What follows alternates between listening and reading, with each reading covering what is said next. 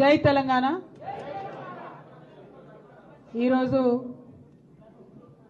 భారత మాజీ ప్రధానమంత్రి గారు మన్మోహన్ సింగ్ గారు చనిపోయినటువంటి విషయం మనందరికీ తెలిసిందే.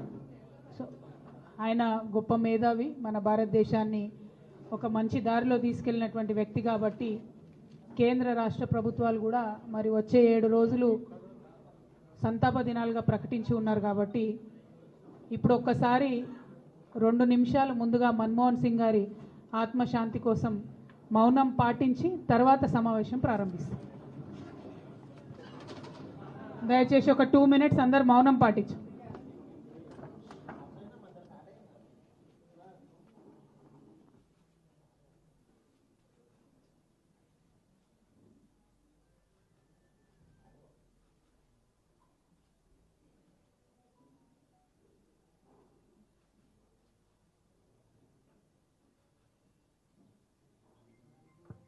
ఓం శాంతి. ఈరోజు రకరకాల అంశాలు మన ముందుకు వస్తూ ఉన్నాయి. వార్తాపత్రికలలో కథనాలు కూడా వస్తూ ఉన్నాయి. అందులో ప్రధానంగా మన లోకల్ బాడీకి సంబంధించిన స్థానిక సంస్థలకు సంబంధించినటువంటి ఎన్నికలు నిర్వహించడానికి ప్రభుత్వం ప్రయత్నాలు ప్రారంభించిందన్నట్టుగా గ్రామాలలో మరి ఎన్నికలకు సంబంధించి నిర్వహణ ఏర్పాట్లు చేయడానికి సిద్ధమవుతున్నటువంటి విషయాన్ని కూడా మనం అన్ని చోట్ల అన్ని వార్తాపత్రికలలో చూడడం జరిగింది.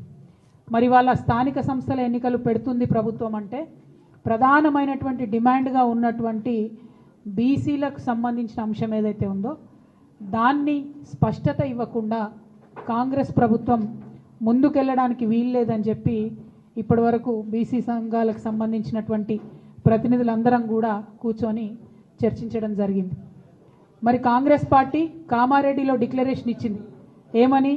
బీసీలకు సంబంధించినటువంటి అనేక అంశాలతో పాటు స్థానిక సంస్థల్లో 42% బీసీలకు రిజర్వేషన్ ఇస్తామని చెప్పడం జరిగింది. మరి 42% అనేటటువంటిది ఏ ప్రాతిపదికన కాంగ్రెస్ పార్టీ అనుకున్నదన్న విషయం ఇప్పటి వరకు స్పష్టత లేదు. మరి బీసీల జనాభా 42% అని లెక్క కట్టే కన్నా ముందే వాళ్ళకి ఎట్లా తెలిసిందన్నటువంటి విషయంలో స్పష్టత లేదు. ఆనాడు ఎన్నికలకు వెళ్ళేటటువంటి హడావుల్లో చాలా వాగ్దానాలు చేసినారు వాళ్ళు. అందులో ఇది కూడా ఒకటి వాళ్ళు చేయడం జరిగింది. ఇవాళ మరి 42% అంటే ప్రతి ఒక్కరం కూడా ఆలోచిస్తూ ఉంటే బీసీ జనాభా సగానికన్నా ఎక్కువ ఉందని రమారమే మనం చెప్తూ ఉంటాం. అంటే అది 50% కావచ్చు, 60% కావచ్చు, ఇంకా ఎక్కువ ఉండొచ్చు. ఎంత ఉన్నదన్నది ఎవరికి తెలియనటువంటి విషయం. కానీ 42% అని కాంగ్రెస్ పార్టీ ఎట్లా చెప్పిందన్నది ఇప్పటివరకు ఎవరికి అంతుపట్టని విషయం. సరే చెప్తే చెప్పారు, కానీ మరి ఆ 42% కూడా ఇవ్వకుండా మీరు ఎన్నికలకు పోయే ప్రయత్నం చేస్తున్నారా? ఈ ప్రశ్న ఇవాళ అందరి మెదడులో కూడా ఉన్నటువంటి పరిస్థితి.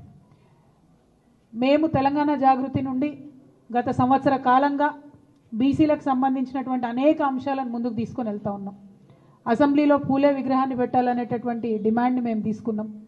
అదేవిధంగా 20,000 కోట్లు బీసీలకు బడ్జెట్ ఇస్తామని చెప్పారు. మరి 3 సార్లు అసెంబ్లీ జరిగింది, బీసీలకు మాత్రం 20,000 కోట్లు పెట్టలేదు. మరి ఇప్పుడు స్థానిక సంస్థలు దగ్గరికి వచ్చినాయి, 42% ఇస్తా అన్నది ఇవ్వకుండా ముందుకు వెళ్ళే ప్రయత్నం మాకు అర్థమవుతూ ఉన్నది. కాబట్టి ఇవాళ ప్రశ్నిస్తూ ఉన్నాం, మీరు ఎట్టి పరిస్థితుల్లో కూడా మీరు చెప్పినట్టుగా 42% ఇవ్వకుండా ముందుకు వెళ్ళే ప్రసక్తే లేదు. మిమ్మల్ని మేము వెళ్ళనీయం. ఎక్కడికక్కడ మండల కేంద్రాల్లో కావచ్చు, జిల్లాలలో కావచ్చు, అన్ని చోట్ల కూడా నిరసన ప్రదర్శనలు చేస్తాం. మీరు 42% కాకుండా బీసీల వాటా మాట్లాడకుండా ఎన్నికలకు వెళ్తే మాత్రం కార్యాచరణ చాలా స్పష్టంగా, చాలా షార్ప్గా, పెద్ద ఎత్తున రియాక్షన్ ఉంటుందని చెప్పి ఈ సందర్భంగా ప్రభుత్వాన్ని మేము తెలియజేస్తూ ఉన్నాం. మరి ఇవాళ ఇక్కడ కలిసినటువంటి బీసీ ఎంబీసీ సంఘాలు అందరం కూడా కలిసి మాట్లాడుకున్నది ఏంటంటే, ఇవాళ ప్రభుత్వానికి మనం ఒక హెచ్చరిక జారీ చేద్దాం. మీరు చేసేటటువంటి ప్రయత్నం బీసీ డెడికేటెడ్ కమిషన్ నివేదిక ఇచ్చిన తర్వాత మాత్రమే, బీసీ జనాభా ఎంతుందో తెలంగాణ ప్రజలకు చెప్పినాక మాత్రమే, దాని మీద మీరు ఎట్లా ముందుకు పోతారనే స్పష్టత ఇచ్చిన తర్వాత మాత్రమే మీరు ఎన్నికల గురించి ఆలోచన చేయాలి. అంతవరకు స్థానిక సంస్థల ఎన్నికల గురించి ప్రభుత్వం ఆలోచన చేయకూడదు. ఇది ప్రధానమైనటువంటి డిమాండ్.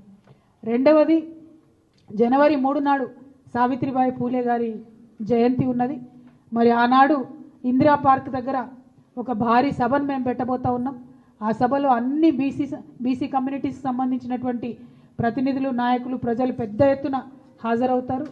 ఆనాడు ఇంకా స్పష్టంగా మా కార్యాచరణ కూడా మేము చెప్తాం.